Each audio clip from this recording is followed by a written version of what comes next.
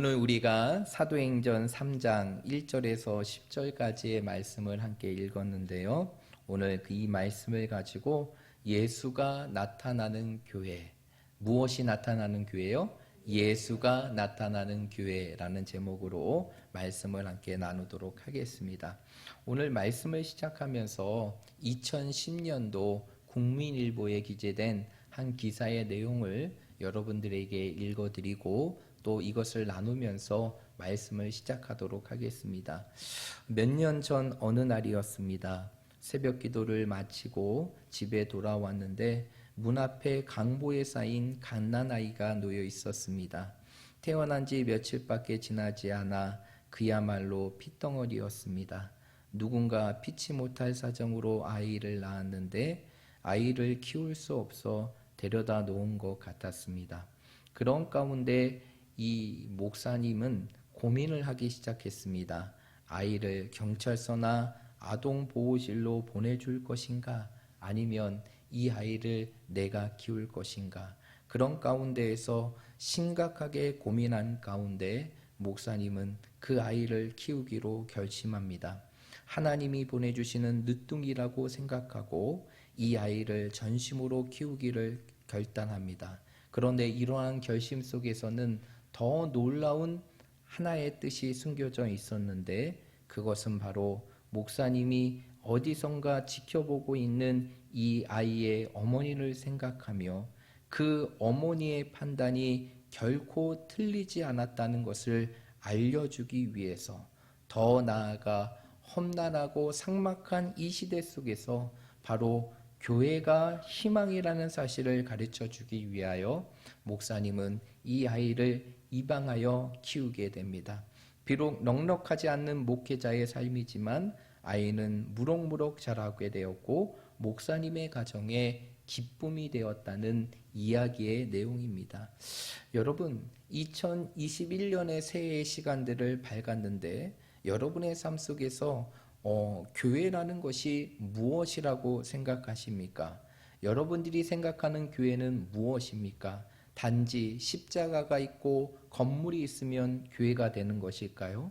사람들만 모여 있으면 그게 교회가 되는 것일까요? 저는 작년에 코로나의 시간들을 보내면서 그리고 세상과 언론이 교회를 바라보는 시선을 바라보면서 교회가 어떠한 곳이 되어야 될지를 제 삶 속에 깨닫는 시간이 되었는데 그것은 바로 교회는 세상에 소망을 줄 수 있는 공동체가 되어야 한다는 것입니다. 왜 그럴까요?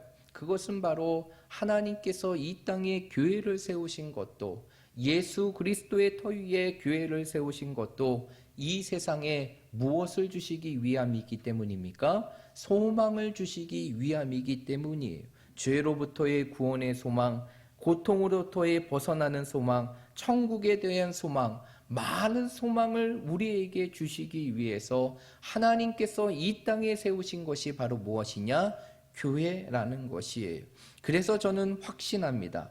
교회가 아무리 타락하고 변질되어지는 이 현실의 삶 속에 놓여있다 할지라도 때로는 세상으로부터 지탄을 받고 사람들의 입에 오르내리며 사람들의 미간과 눈살을 찌푸리는 일들이 우리의 눈앞에 펼쳐진다 할지라도 이 세상의 소망은 여전히 어디에 있느냐? 바로 교회에 있다는 것입니다. 여러분 이 사실을 믿으십니까? 여러분 이 세상의 소망은 다른 것에 있는 것이 아니라 오직 하나님이 세우신 교회에 있음을 믿으시길 바랍니다. 이 땅에 교회가 존재한다는 건 아직도 하나님께서 이 세상을 향한 소망을 버리지 않으신다는 것이고 하나님은 여전히 교회를 통하여 이 세상을 향한 하나님의 소망을 여전히 이루어가고 계신다는 것입니다. 그래서 교회는 이 세상 속에 무엇을 줄 수 있는 공동체가 되어야 되느냐? 소망을 줄 수 있는 공동체가 되어야 됩니다. 미국 시카고의 윌로우 크리니 커뮤니티 교회에 빌 하이베스 목사님이라는 분이 계십니다. 이 목사님은 미국을 이끌어가는 영적인 지도자이며 복음주의 진영의 리더인데요. 이분이 늘 하시는 말씀이 있어요. 그것은 바로 무엇이냐? 교회는 세상의 소망이다. 그러기에 교회는 세상에 소망을 던져줘야 한다라고 얘기합니다. 우리의 삶이 아무리 끝날일 것 같은 상황들이 우리의 삶 속에 펼쳐진다 할지라도 이 땅에 교회가 존재하는 이상, 하나님의 소망의 통로인 이 땅에 교회가 존재하는 이상, 이 땅의 소망은 하나님께 있고 하나님은 그 소망을 이 땅에 교회를 통해서 이루어 가시는 줄 믿으시길 바랍니다. 이 세상의 모든 문제를 해결할 수 있는 통로도 하나님의 교회를 통해서 이루어가는 것이고, 결국 세상을 살리고 회복시키는 모든 하나님의 역사는 바로 이 땅에 무엇을 통해서 이루어지게 되느냐? 교회를 통해서 이루어지는 것이에요. 그래서 우리는 꼭 기억해야 될 것이 있어요. 반드시 기억해야 될 것이 있습니다. 이 세상의 소망은 어디에 있다? 교회에 있다는 사실입니다. 그렇다고 하면 이제 새해를 시작하는 우리와 우리 교회가 정말 이러한 교회의 모습과 같이 세상을 향하여 소망을 던져줄 수 있는 그러한 공동체가 되기 위해서는 무엇이 필요할까요? 우리 학성교회가 이 새해를 맞이하여서 정말 세상에 소망을 줄 수 있는 그런 교회가 되기 위해서는 어떠한 교회가 되어야 되느냐? 바로 오늘 말씀의 제목과 같이 누가 나타내는 교회가 되어야 되는 것입니까? 예수가 나타나는 교회가 되어야 돼요. 왜 예수가 나타나는 교회가 되어야 될까요? 그 이유는 바로 이 땅의 모든 소망은 누구께 있기 때문입니까? 예수님께 있기 때문이에요. 그 예수님이 이 땅의 모든 인생의 해답이 되심을 믿으시길 바랍니다. 그래서 예수님께서 뭐라고 말씀하셨습니까? 자신의 공생의 사역 가운데 예수님께서는 마태복음 11장 28절과 29절의 말씀에 보면 세상을 향하여 이렇게 말씀하십니다. 수고하고 무거운 짐진 자들아 다 내게로 오라. 내가 너희를 쉬게 하리라. 나는 마음이 온유하고 겸손하니 나의 멍에를 메고 내게 배우라. 그리하면 너희 마음이 쉼을 얻으리라. 아멘. 여러분 이 사실을 믿으십니까? 여러분 이 땅의 모든 수고하고 무거운 짐 속에서 우리를 쉬게 할 수 있는 분, 우리의 인생의 삶에 영원한 쉼이 되시는 분은 우리의 삶 속에 누구밖에 없습니까? 예수님밖에 없다는 것입니다. 질병이라는 이 세상의 무거운 짐으로부터 우리를 치료할 수 있는 분도 누구이십니까? 예수님이시고, 거센 풍랑과 같은 인생의 상황 속에서 우리를 보호하시고 우리의 모든 인생의 문제를 해결할 수 있는 분도 누구이십니까? 예수님 뿐이시고, 더 나아가 죽음과 같은 인생의 고통의 속에서도 우리를 구원할 수 있는 분도 누구이시기 때문입니까? 예수님이시기 때문이에요.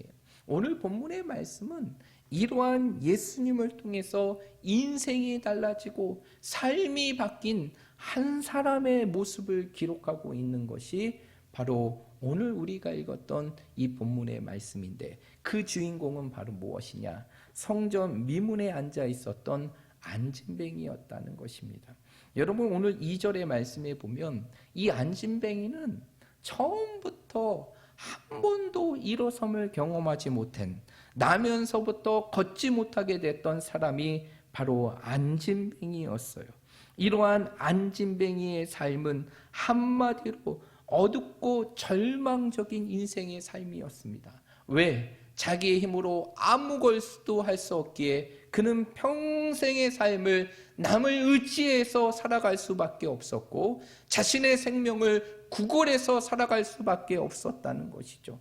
그런 가운데 이러한 안진뱅이의 인생의 삶 속에 놀라운 희망의 사건이 이루어지게 되는데, 그것이 바로 누구와의 만남을 통해서 이루어지느냐? 오늘 말씀에 나와 있는 베드로와 요한과의 만남을 통해서 이루어지게 됩니다. 베드로와 요한이 성전에서 모든 기도의 시간을 마치고 내려오는데, 오늘 말씀을 보니까 그 안진뱅이가 이 베드로와 요한을 바라보게 됩니다. 그런데 오늘 5절의 말씀에 보면 그 안진뱅이가 베드로와 요한을 바라보았던 이유는 바로 무엇 때문입니까? 무엇을 얻을 수 있을까? 자신의 삶 속에서 무엇을 얻을 수 있을까라는 기대를 갖고 바라보게 돼요. 여러분, 여기서 바라본다는 것은요, 단순히 그냥 이렇게 바라보는 거, 내가 누군가를 이렇게 바라보는 그러한 바라봄의 수준이 아닙니다. 여기서 바라보다는 것은 전념하여 주의 깊게 보다. 전념하여 주의 깊게 보다. 그래서 이 원문의 내용을 그대로 지적하게 되면 이 안진뱅이는 그 베드로와 요한을 바라볼 때 기대하면서 그들을 주목하여 보게 됩니다. 왜? 그들로부터 무엇인가가 얻을 수 있는 것이 있을까라는 기대를 가지고 바라보게 되죠. 그랬을 때 베드로가 이 안진뱅이를 향하여 뭐라고 외치게 됩니까? 오늘 6절의 말씀인데 우리 6절의 말씀 한번 읽어보겠습니다. 6절입니다. 시작.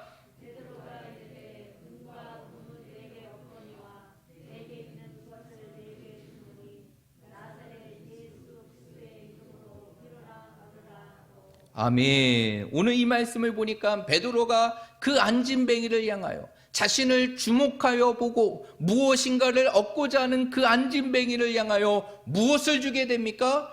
예수의 이름을 주게 돼요. 오늘 말씀을 보면 베드로가 이렇게 외칩니다. 내게 은과 금은 없거니와 내게 있는 것으로 내게 주노니 나사렛 예수의 이름 곧 예수의 이름으로 걸어라 라고 했을 때 어떠한 일이 일어나게 됩니까? 그가 걸어나는 하나님의 놀라운 역사가 이루어지게 돼요. 그런데 여기서 우리가 주목해야 보아야 될 것이 있어요.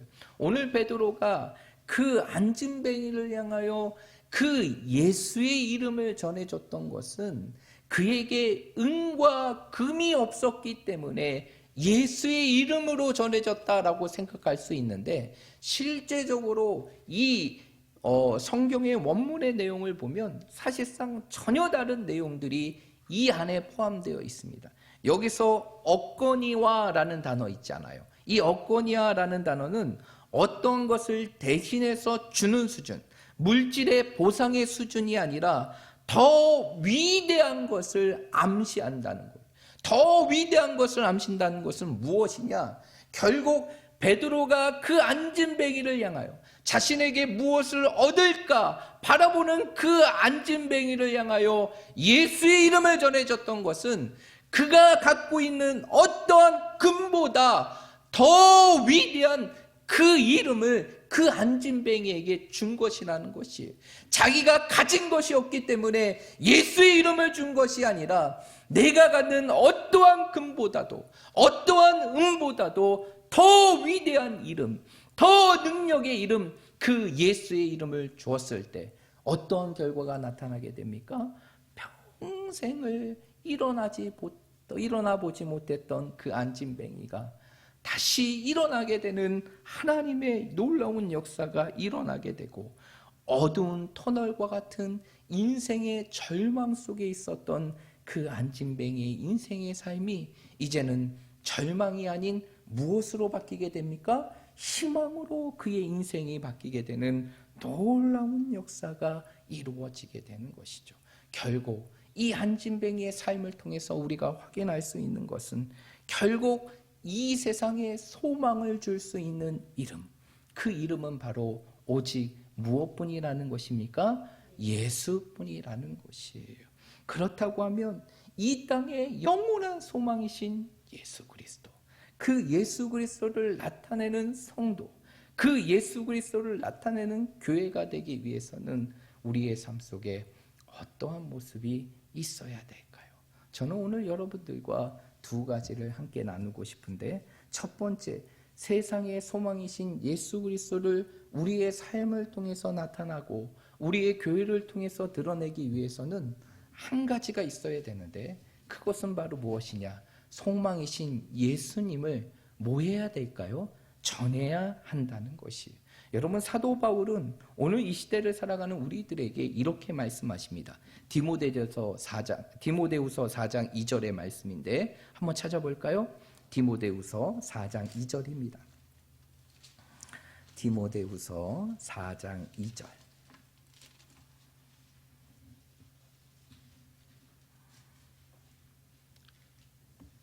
디모데후서 4장 2절입니다. 다 찾으셨으면 우리 함께 읽겠습니다. 시작. 너는 말씀을 전파하라. 때를 얻든지 못 얻든지 항상 힘쓰라. 범사에 오래 참음과 가르침으로 경책하며 경계하며 권하라. 아멘. 사도 바울은 뭐라고 얘기합니까? 우리는 때를 얻든지 못 얻든지 말씀을 전파하기를 뭐하라고 말하고 있습니까? 항상 힘쓰라라고 말하고 있어요. 여러분, 여기서 말씀은 결국 무엇일까요? 말씀은 예수 그리스도예요. 이 땅의 소망이신 그 예수 그리스도, 그 예수 그리스도를 전할 때는 우리가 때가 돼서 예수님을 전하고, 때가 되지 않기 때문에 전하는 것을 멈추는 삶이 아니라 오늘 사도 바울의 고백과 같이 우리의 삶 속에서 때를 얻든지 못 얻든지 우리의 삶의 영원한 소망이고 세상의 소망이신 누구를 전해야 되는 것입니까? 예수님을 전해야 되는 것이 우리의 삶이라는 것이에요. 여러분, 예수님을 전하는 것은 어떠한 때가 있는 것이 아니라, 예수님을 전하는 것은 어떠한 상황이 있는 것이 아니라 우리의 삶 속에서 때를 얻든지 못 얻든지 늘 우리의 삶에 예수님이 전해져야 되는 것이, 이러한 예수님을 세상 가운데 전했던 교회, 그리고 그 성도들이 바로 누구냐면 초대교회와 초대교회 성도들이라는 것입니다. 여러분, 이 사도행전의 말씀은 우리가 잘 알고 있듯이 이 초대교회의 놀라운 하나님의 역사를 기록한 내용이 이 사도행전의 말씀이에요. 그런데 여러분, 이 초대교회가 이렇게 예수를 전할 수 있었던 것은 그들의 삶이 평탄하였기 때문에, 그들의 삶이 평안했기 때문에 예수님을 전했던 것입니까?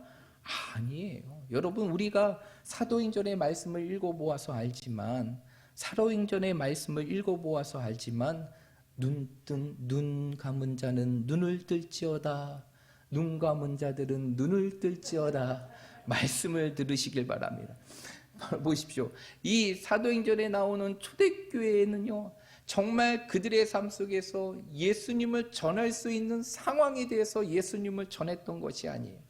이 사도행전에 나오는 초대교회의 상황은 수많은 핍박과 박해로 얼룩져 있는 상황이었다는 것이죠. 외적으로는 유대인들이 이루어져 있던 산헤드린 공의회를 통해서 끊임없이 핍박과 박해가 이루어졌고, 내적으로는 여러 가지 갈등과 사건들이 여전히 그 초대교회 안에 빈번하게 이루어졌어요. 그럼에도 불구하고 초대교회가 예루살렘을 변화시키고 예루살렘을 넘어 유대와 사마리아와 땅끝까지 변화시킬 수 있고 세상을 향하여 소망을 전해줄 수 있는 그런 공동체가 될 수 있었던 것은 다른 것이 아니라 그 교회가 무엇을 전하였기 때문입니까? 예수를 전하였기 때문이에요.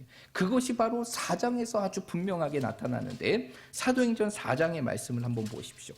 4장 18절입니다. 4장 18절. 4장 18절. 우리 한번 읽어보겠습니다. 시작. 그들을 불러 경고하여 도무지 예수의 이름으로 말하지도 말고 가르치지도 말라 하니. 아멘. 이 말씀을 보게 되니까 이 초대교회가 계속 예수의 이름을 외치고 그 예수의 능력이 나타나는 하나님의 일들이 이루어지니까, 이 일들을 바라보면서 그 예루살렘 공의회 사람들은 뭐라고 얘기합니까? 그 초대교회 사도들을 향하여 이제 예수의 이름으로 말하지도 말고 뭐하지도 말라? 가르치지도 말라. 아무것도 하지 말라라는 것이. 그런데 이러한 상황 속에 초대교회 사도들은 뭐라고 고백합니까? 오늘 19절과 20절, 사도행전 4장 19절과 20절에 이렇게 고백합니다. 우리 다 함께 읽어보겠습니다. 시작. 베드로와 요한이 대답하여 이르되 하나님 앞에서 너희의 말을 듣는 것이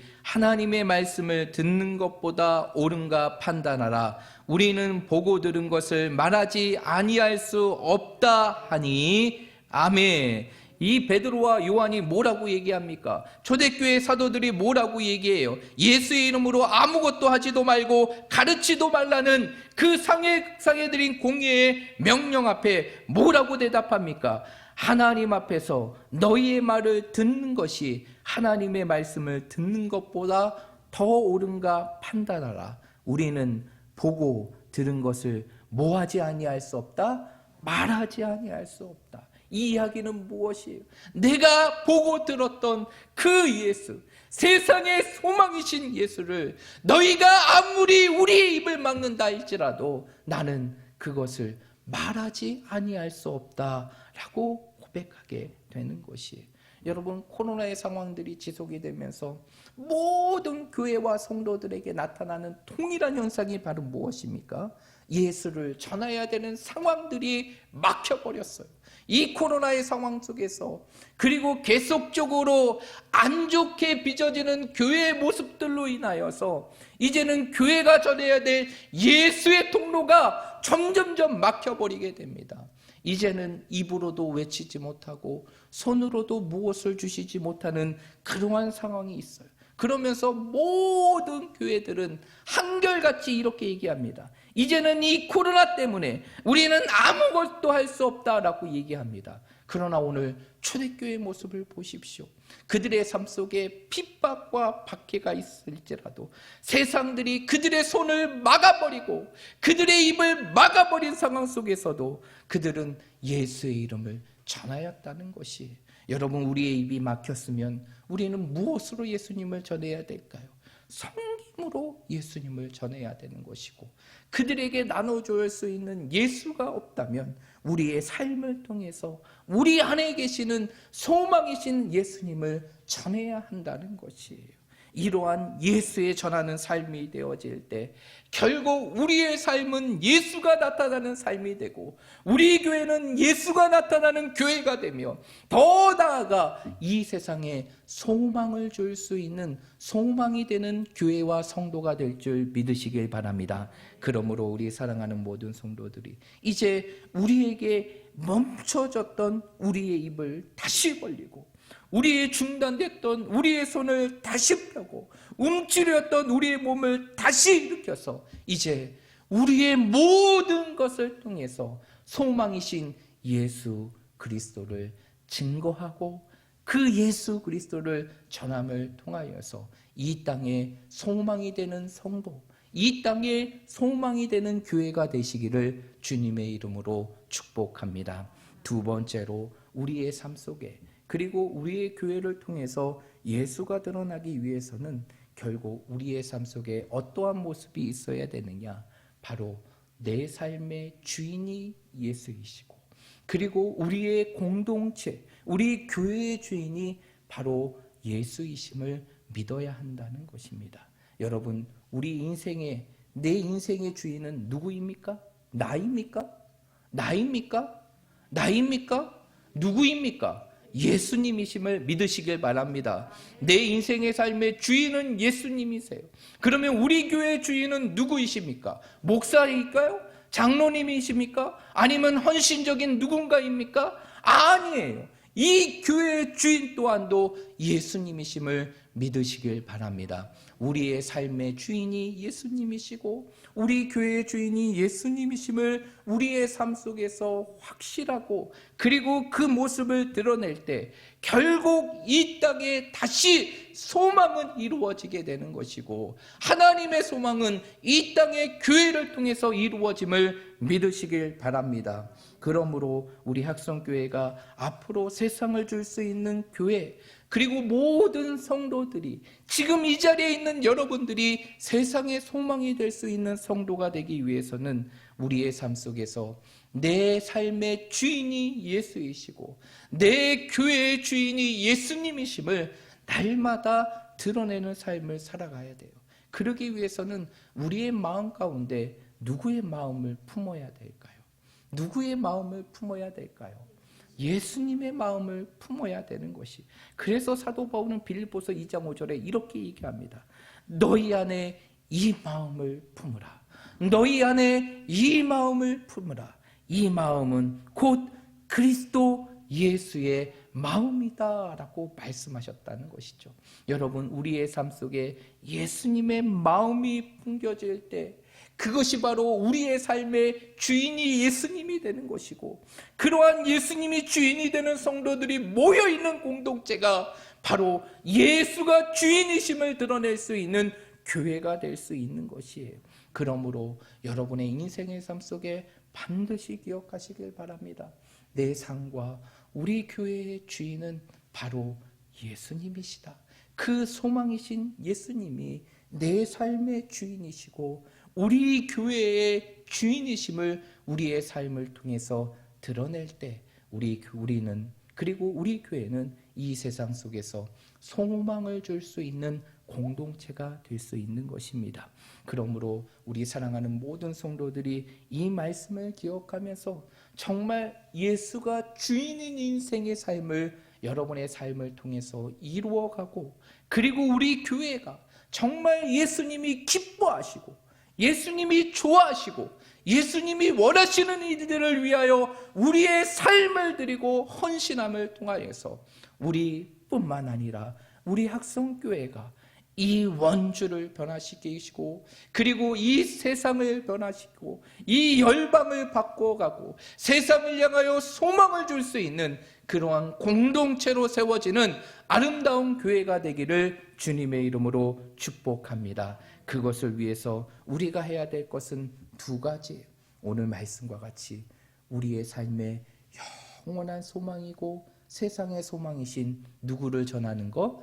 예수를 전하는 것. 그리고 내 삶의 주인, 그리고 우리의 모든 공동체의 주인은 누구시라는 것? 그리스님이라는 것을 우리의 삶 속에 다짐하고, 오직 우리의 삶이 예수를 위한 인생의 삶을 살아갈 때 우리 한 사람 한 사람은 이 어두워져가는 이 현실의 삶 속에서, 그리고 절망적인 이 현실의 삶 속에서 다시 소망의 빛을 비출 수 있고, 우리 교회는 이 세상의 소망이 될 수 있는 공동체가 될 수 있는 것입니다. 오늘 이 말씀을 기억하며 새해를 시작하는 우리의 삶 속에서 다시 한번 예수를 전하겠다는 믿음의 결단과 내 삶의 주인이 예수라는 것을 분명히 확신하면서 이 세상 속에서 소망을 던져줄 수 있는 성도와 교회가 되시기를 주님의 이름으로 축복드립니다.